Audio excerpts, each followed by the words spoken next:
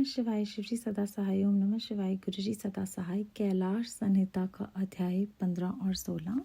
शैव दर्शन के अनुसार शिव तत्व, जगत, प्रपंच और जीव तत्व के विषय में विशद विवेचन तथा शिव से जीव और जगत की अभिन्नता का प्रतिपादन, तदनंतर उत्तम श्रेष्ठ पद्धति का वर्णन करके सृष्टि, स्थिति और संहार, सबको शक्तिमान शिव की लीला बतलाते हुए वामदेव जी के पूछने पर स्कंद ने कहा, मुनि, कर्मास्थित तत्व से लेकर जो विस्तृत शास्त्रवाद है, अर्थात कर्म सत्ता के प्रतिपादक कर्म फलवाद से आरंभ करके शास्त्रों में जो विविध विषयों का विशद विवेचन है, वह ज्ञान प्रदान करने वाला है। अतः ज्ञानवान पुरुष को विवेक पूर्वक इसका श्रवण करना चाहिए। तुमने जिन शिष्यों को उपदेश दिया है, उनमें से कौन तुम्हारे समान है? वे अधम शिष्य आज भी अन्यान्य शास्त्रों में भटक रहे हैं, अनीश्वरवादी दर्शनों के चक्कर में पड़कर मोहित हो रहे हैं। जय मुनियों ने उन्हें श्राप दे रखा है, क्योंकि पहले वे शिव की निंदा किया करते थे। अतः उनकी बातें नहीं सुननी चाहिए, क्योंकि वे अन्यथावादी शिव शास्त्र के विपरीत बात करने वाले हैं। यहाँ 5 अव्ययों से युक्त अनुमान के प्रयोग के लिए भी अवकाश ही है।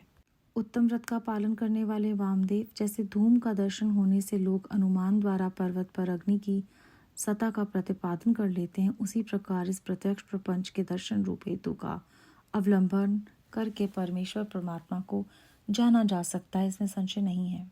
यह विश्व स्त्री पुरुष रूप है, ऐसा प्रत्यक्ष ही देखा जाता है। 6 कोश रूप जो शरीर है, उसमें आदि के 3 माता के अंश से उत्पन्न हुए हैं और अंतिम 3 पिता के अंश से। यह श्रुति का कथन है। इस प्रकार सभी शरीरों में स्त्री पुरुष भाव को जानने वाले लोग हैं। मुने, विद्वानों ने परमात्मा में भी स्त्री पुरुष भाव को जाना है।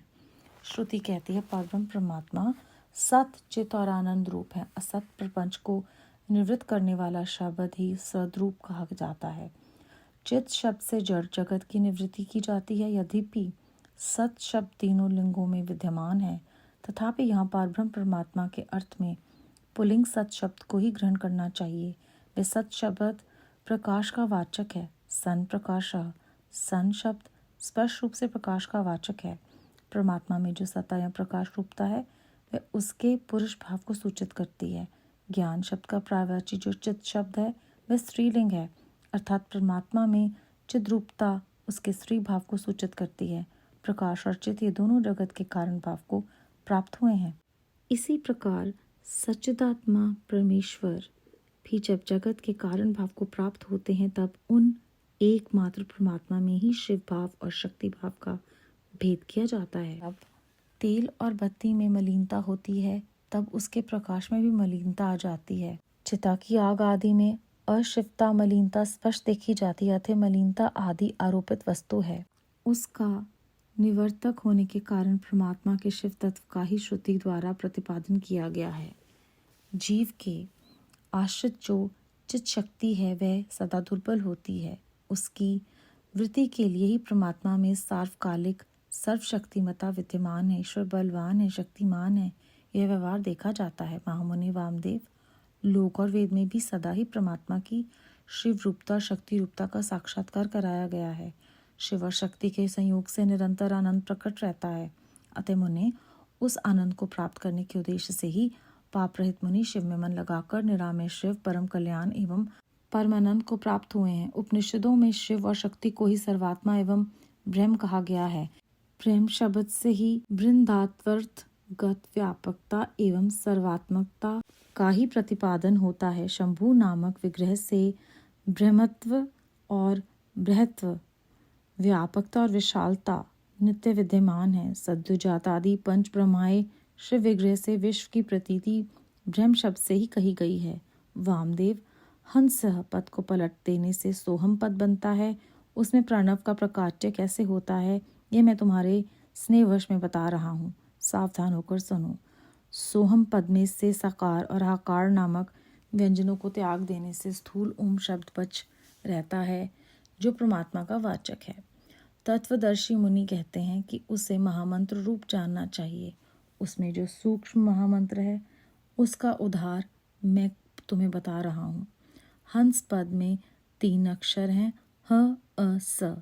इन तीनों में जो आ है, वह 15वें अनुस्वर और 16वें विसर्ग के साथ है।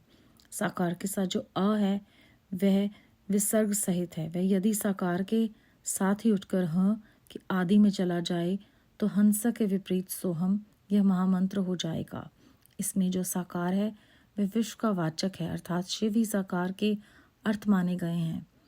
शक्त्यात्मक शिव ही इस महामंत्र के वाच्यार्थ हैं। ये विद्वानों का निर्णय है। गुरु जब शिष्यों को इस महामंत्र का उपदेश देते हैं तब सोहम पद से उसको शक्त्यात्मक शिव का ही बोध करना अभिष्ट होता है, अर्थात वह ये अनुभव करे कि मैं शक्त्यात्मक शिव रूप हूँ। इस प्रकार जब यह महामंत्र जीव परक होता है, अर्थात जीव की शिव रूपता का बोध कराता है, तब पशु जीव अपने को शक्त्यात्मक एवं शिव का अंश जानकर शिव के साथ अपनी एकता सिद्ध हो जाने से शिव की समता का भागी हो जाता है। अब श्रुति के प्रज्ञानन ब्रह्म इस वाक्य में जो प्रज्ञानम पद आया है उसके अर्थ को दिखाया जा रहा है। प्रज्ञानन शब्द चैतन्य का प्राय है, इसमें संशय नहीं मुने। शिव सूत्र में यह कहा गया है कि चैतन्यम आत्मा अर्थात आत्मा ब्रह्म या परमात्मा चैतन्य रूप है। चैतन्य शब्द से ये सूचित होता है कि जिसमें विश्व का संपूर्ण ज्ञान और स्वतंत्रता पूर्वक जगत के निर्माण की क्रिया संभवतः विद्यमान है, उसी को आत्मा या परमात्मा कहा गया है। इस प्रकार मैंने यहाँ शिव सूत्रों की व्याख्या की है। ज्ञान बंध यह दूसरा शिव सूत्र है। इसमें पशु वर्ग जीव समुदाय का लक्षण बताया गया है। इस सूत्र में आदि पद जानम के द्वारा किंचित मात्र ज्ञान और क्रिया का होना ही जीव का लक्षण कहा गया है। ये ज्ञान और क्रिया पराशक्ति प्रथम संबंधन है। कृष्ण यजुर्वेद की श्वेताश्वर शाखा का अध्ययन करने वाले विद्वानों ने स्वभाव की ज्ञान बल क्रिया च इस श्रुति के द्वारा इसी पराशक्ति का प्रसन्नतापूर्वक सत्वन किया है। भगवान शंकर की 3 दृष्टियां मानी गई हैं, ज्ञान क्रिया और इच्छा रूप।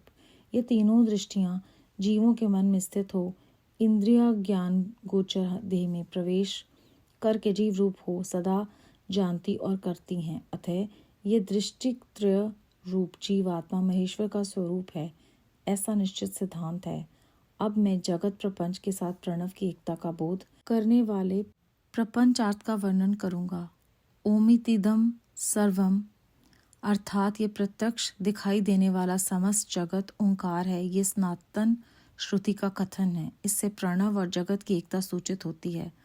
तस्मद्वा इस वाक्य से आरंभ करके तैत्तिरीय श्रुति ने संसार की सृष्टि के क्रम का वर्णन किया है। वामदेव उस श्रुति का जो विवेकपूर्ण तात्पर्य है उसे मैं तुम्हारे सनिवश बता रहा हूँ। सुनो, शिव शक्ति का संयोगी परमात्मा है। ये ज्ञानी पुरुषों का निश्चित मत है। शिव की जो पराशक्ति है उससे चित शक्ति प्रकट होती है। चित शक्ति से आनंद शक्ति का प्रादुर्भाव होता है। आनंद शक्ति से इच्छा शक्ति का उद्भव हुआ है। इच्छा शक्ति से ज्ञान शक्ति और ज्ञान शक्ति से 5वीं क्रिया शक्ति प्रकट हुई है। मुने, इन्हीं से निवृत्ति आदि कलाएं उत्पन्न हुई है। चित शक्ति से नाद और आनंद शक्ति से बिंदु का प्रकाच्य बताया गया है। इच्छा शक्ति से मकार प्रकट हुआ है। ज्ञान शक्ति से 5वां स्वर उकार उत्पन्न हुआ है और क्रिया शक्ति से आकार की उत्पत्ति हुई है। मुनीश्वर, इस प्रकार मैंने तुम्हें प्रणव की उत्पत्ति बतलाई है। अब ईशान आदि पंच ब्रह्म की उत्पत्ति का वर्णन सुनो। शिव से ईशान उत्पन्न हुए हैं। ईशान से तत्पुरुष का प्रादुर्भाव हुआ है। तत्पुरुष से अघोर का, अघोर से वामदेव का और वामदेव से सद्योजात का प्रकाच्य हुआ है। इस आदि अक्षर प्रणव से ही मूलभूत 5 स्वर और 33 व्यंजन के रूप में 38 अक्षरों का प्रादुर्भाव हुआ है। अब कलाओं की उत्पत्ति का क्रम सुनो। ईशान से शांत्यतीता कला उत्पन्न हुई है। तत्पुरुष से शांति कला, अघोर से विद्या कला, वामदेव से प्रतिष्ठा कला और सद्योजात से निवृत्ति कला की उत्पत्ति हुई है। ईशान से चित शक्ति द्वारा मिथुन पंचक की उत्पत्ति होती है। अनुग्रह, तिरोभाव, संहार, स्थिति और सृष्टि इन 5 कृत्यों का हेतु होने के कारण उसे पंचक कहते हैं। ये बात तत्वदर्शी ज्ञानी मुनियों ने कही है। वाच्य वाचक के संबंध में उनमें मिथुन तत्व की प्राप्ति हुई है। कलावर्ण स्वरूप इस पंचक में भूत पंचक की गणना है। मुनि श्रेष्ठ, आकाश आदि के क्रम से इन 5 मिथुनों की उत्पत्ति हुई है। इनमें पहला मिथुन है आकाश, दूसरा वायु, तीसरा अग्नि, चौथा जल और 5वीं मिथुन पृथ्वी है। इनमें आकाश से लेकर पृथ्वी तक के भूतों का जैसा स्वरूप बताया गया है उसे सुनो। आकाश में एकमात्र शब्द ही गुण है। वायु में शब्द और स्पर्श 2 गुण हैं। अग्नि में शब्द, स्पर्श और रूप, इन 3 गुणों की प्रधानता है। जल में शब्द, स्पर्श, रूप और रस, ये 4 गुण माने गए हैं। तथा पृथ्वी शब्द, स्पर्श, रूप, रस और गंध, इन 5 गुणों से संपन्न है। यही भूतों का व्यापकत्व कहा गया है, अर्थात शब्द आदि गुणों द्वारा आकाश आदि भूत, वायु आदि परवर्ती भूत में किस प्रकार व्यापक है, यह दिखाया गया है। इसके विपरीत गंध आदि गुणों के क्रम से वह भूत पूर्ववर्ती भूतों से व्याप्य है, अर्थात गंध गुण वाली पृथ्वी जल का, रस गुण वाला जल अग्नि का व्याप्य है, इत्यादि रूप से इनकी व्याप्तता को समझना चाहिए। 5 भूतों का यह विस्तारी प्रपंच कहलाता है। सर्व सृष्टि का जो आत्मा है उसी का नाम विराट है, और पृथ्वी तत्व से लेकर क्रमशः शिव तत्व तक जो तत्वों का समुदाय है वही ब्रह्मांड है। वह क्रमशः तत्व समूह में लीन होता हुआ अंततोगत्वा सबके लिए जीवन भूत चैतन्य में परमेश्वर में ही लय को प्राप्त होता है, और सृष्टि काल में फिर शक्ति द्वारा शिव से निकलकर स्थूल प्रपंच के रूप में प्रलय काल पर्यंत सुख पूर्वक स्थित रहता है। अपनी इच्छा से संसार की सृष्टि के लिए उद्यत हुए महेश्वर का जो प्रथम परिस्पंद है उसे शिव तत्व कहते हैं। यही इच्छा शक्ति तत्व है, क्योंकि संपूर्ण कृत्यों में इसी का अनुवर्तन होता है।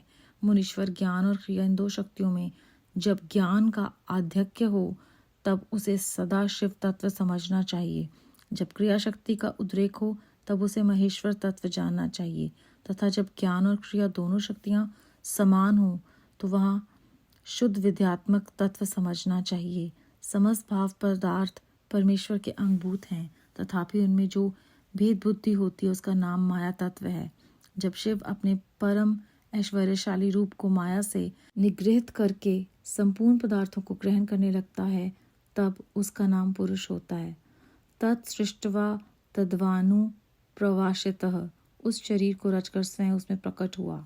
इस श्रुति ने उसके इसी स्वरूप का प्रतिपादन किया है, अथवा इसी तत्व का प्रतिपादन करने के लिए उक्त श्रुति का प्रादुर्भाव हुआ। यही पुरुष माया से मोहित होकर संसार बंधन में बंधा हुआ पशु कहलाता है। शिव तत्व के ज्ञान से शून्य होने के कारण उसकी बुद्धि नाना कर्मों से आसक्त हो मूर्ता को प्राप्त हो जाती है। वह जगत को शिव से अभिन्न नहीं जानता तथा अपने को भी शिव से भिन्न नहीं समझता है। प्रभु, यदि शिव से अपनी तथा जगत की अभिन्नता का बोध हो जाए तो इस पशु जीव को मोह का बंधन ना प्राप्त हो। जैसे इंद्रजाल विद्या के ज्ञाता बाजीगर को अपनी रची हुई अद्भुत वस्तुओं के विषय में मोह या भ्रम नहीं होता, उसी प्रकार ज्ञान योगी को भी नहीं होता। गुरु के उपदेश द्वारा अपने ऐश्वर्य का बोध प्राप्त हो जाने पर वह चिदानंदन शिवरूप हो जाता है। शिव की 5 शक्तियां हैं: सर्वकृत रूपा, सर्व तत्व रूपा, पूर्ण तत्व रूपा, नित्य तत्व रूपा और व्यापक तत्व रूपा। जीव की 5 कलाएं हैं: कला, विद्या, राग, काल और नियति। इन्हें कला पंचक कहते हैं। जो वो यहाँ 5 तत्वों के रूप में प्रकट होती हैं उसका नाम कला है। जो कुछ कुछ कर्तव्यों में हेतु बनती हैं और कुछ तत्व का साधन होती हैं उस कला का नाम विद्या है। जो विषयों में आसक्ति पैदा करने वाली हैं उस कला का नाम राग है। जो भाव पदार्थों और प्रकाशों का भासनात्मक रूप से क्रमशः अविच्छेदक होकर संपूर्ण भूतों का आदि कहलाता है वही काल है। ये मेरा कर्तव्य है और ये नहीं है, इस प्रकार नियंत्रण करने वाली जो विभु की शक्ति है उसका नाम नियति है। उसके आक्षेप से जीवन का पतन होता है। ये 5 ही जीव के स्वरूप को आच्छादित करने वाले आवरण हैं, इसीलिए पंच कंचुक कहे गए हैं। इनके निवारण के लिए अंतरंग साधन की आवश्यकता है। अध्याय 15 और 16 समाप्त। इस अध्याय के आरंभ में उन्होंने हमें समझाया है कि जब कोई शिष्य जो हैं वो शास्त्रों को नहीं सुनते, वो अनिश्वरवादी होकर इधर उधर मोहित रहते हैं और उनका ध्यान एक में नहीं लगता, तो जो भी ऐसे लोग हैं वो शिव के विपरीत भाव परमात्मा के खिलाफ बोलते हैं, ऐसे लोगों से दूर रहना चाहिए। और आगे चलकर हमने जाना कि जो पूरा विश्व है वो स्त्री पुरुष रूप ही है। किस प्रकार जो सन शब्द है वो स्पष्ट रूप से प्रकाश का वाचक है। परमात्मा में जो सत्ता और प्रकाश रूपता है वो पुरुष भाव को सूचित करती है। ज्ञान शब्द का जो प्रायवाची है वो स्त्री भाव को सूचित करता है, और प्रकाश और चित्त जो हैं ये पूरे जगत के कारण भाव हैं। एकमात्र परमात्मा ही शिव भाव हैं और शक्ति भाव का भेद नहीं किया जा सकता। अगर मिसाल के तौर पे उन्होंने हमें समझाया कि तेल और बाती साफ नहीं होती तो प्रकाश भी साफ नहीं होता। तो अगर हमारे मन में अशिवता है, मलिनता है, तो वो दिखती है। और इसके बाद उन्होंने कहा है कि किस प्रकार जो है हम परमात्मा की शिव रूपता से शक्ति रूपता को मिलते हैं और फिर आनंद प्राप्त होता है। और इस प्रकार हम उस एक परमात्मा की व्यापकता और विशालता को समझ पाते हैं उनकी कृपा से। फिर हंस और सोहम जो हैं वो किस प्रकार स्थूल जो उसका है ओम है, ये हमने सीखा। और हंस में जो ह अ स 3 अक्षर हैं, इनका हमें विस्तार पूर्वक ज्ञान दिया गया है कि इसमें जो साकार है वो शिव का वाचक है और शिव जो हैं वो साकार अर्थ माने गए हैं। शक्ति आत्मा ही शिव हैं, ये महामंत्र के वाच्यार्थ हैं। और जब गुरु शिष्य को महामंत्र का उपदेश देते हैं वो समझ जाते हैं कि महामंत्र जीव परक इस प्रकार उनके अंदर बोध कराता है कि वो खुद को उनका अंश समझते हैं। इसके बाद प्रज्ञान शब्द है जो वो चैतन्य का प्राय है। तो परमात्मा जो हैं वो पार ब्रह्म जो आत्मा है वो चैतन्य है और वो संपूर्ण ज्ञान रखते हैं, स्वतंत्रता पूर्वक पूरे जगत का निर्माण करते हैं, इसीलिए वो सब में विद्यमान है। ज्ञान बंध इससे उन्होंने बताया कि पूरा जो जीव समुदाय है वो पशु वर्ग है, उसमें थोड़ा सा ही ज्ञान है। और क्रिया का जब लक्षण होता है तो ज्ञान और क्रिया की पराशक्ति से प्रथम संपंदन होता है। और ये बताया गया है कि भगवान शंकर की 3 दृष्टियां हैं, ज्ञान, क्रिया और इच्छा रूप। और जिस तरह से ये तीनों दृष्टियां जीवों के मन में स्थित होती हैं उसी प्रकार वो सब कुछ जानने लग जाती हैं। और जीव आत्मा महेश्वर का ही रूप है। ये पूरा जगत जो है वो प्रणव के साथ एक बोध है। इसके बाद हमने विस्तार पूर्वक ये जाना है कि शिव शक्ति का जो संयोग है वो परमात्मा है और शिव की जो शक्ति है वो पराशक्ति है, जिससे चित शक्ति प्रकट होती है, वहाँ से आनंद शक्ति मिलती है, आनंद से इच्छा शक्ति आती है, इच्छा शक्ति से ज्ञान शक्ति आती है, फिर क्रिया शक्ति आती है। उसके बाद हमने ये जाना कि किस प्रकार जो चान आदि पंच ब्रह्म की उत्पत्ति भी किस प्रकार से हुई। उसके बाद हमने ये जाना है कि सारे व्यंजन अक्षर जो हैं वो इन्हीं से उत्पन्न हुए हैं। उसके बाद पंचक जो हैं वो तरह तरह के वाचक के साथ कैसे मिथुन तत्व की प्राप्ति हुई है। आकाश आदि के क्रम में भी 5 मिथुनों की उत्पत्ति हुई है, जिसे हम आकाश, वायु, अग्नि, जल और पृथ्वी कहते हैं। उसके बाद वायु में से शब्द स्पर्श 2 गुण हैं, अग्नि के में शब्द स्पर्श और रूप ये 3 गुण हैं, जल में शब्द स्पर्श रूप और रस ये 4 गुण हैं, पृथ्वी में शब्द स्पर्श रूप रस और गंध ये 5 गुण हैं। तो यहाँ पर फिर से हमें पूरी सृष्टि के तत्व के बारे में परमात्मा ने बताया है और 5 भूतों का यह विस्तार प्रपंचक कहलाता है। जो भी इस सृष्टि की रचना हुई है उसमें महेश्वर का जो प्रथम परिस्पंद है उसे शिव तत्व कहते हैं और यही इच्छा शक्ति है, क्योंकि सारे कार्यों को इसी से वो पूरा करते हैं।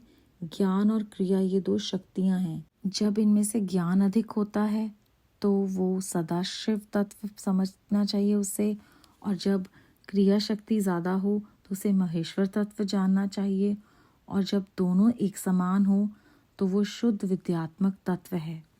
तो भेदभाव नहीं करते हैं। और उन्होंने इसके बाद हमें बताया है कि शरीर को रचकर स्वयं वो खुद प्रकट हुए हैं और हमने उसी रूप का प्रतिपादन किया है। पुरुष माया से मोहित होकर संसार के बंधन में बंध जाता है, इसीलिए उसे पशु कहते हैं। शिव तत्व के ज्ञान से शून्य होने के कारण वो बहुत सारे ऐसे कार्य करते हैं हम जो मूढ़ता को दर्शाते हैं, क्योंकि हम अभी समझ नहीं पाए, ज्ञान कम है। यदि शिव अपनी तथा जगत की अभिन्नता का बोध हो जाए तो पशु या जिसे हम जीव कहते हैं वो मोह का बंधन नहीं करेगा और इस माया के जाल से बाहर निकल आएगा। शिव जी की 5 शक्तियों के बारे में भी हमने जाना। सर्वकर्तव्य रूप, सर्व तत्व रूप हैं, वो पूर्ण तत्व रूप हैं, नित्य रूप हैं, हर जगह व्यापक हैं। और उन्होंने 5 कलाओं के बारे में हमें जानकारी दी, कला, विद्या, राग, काल और नियति।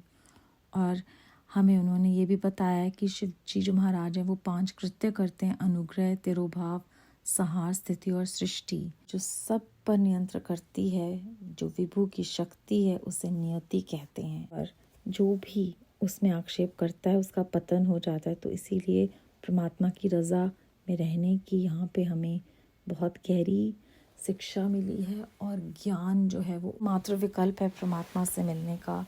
बेअंत बेअंत शुक्राना गुरु जी महाराज। ओम नमः शिवाय। शिव जी सदा सहाय। ओम नमः शिवाय। गुरु जी सदा सहाय।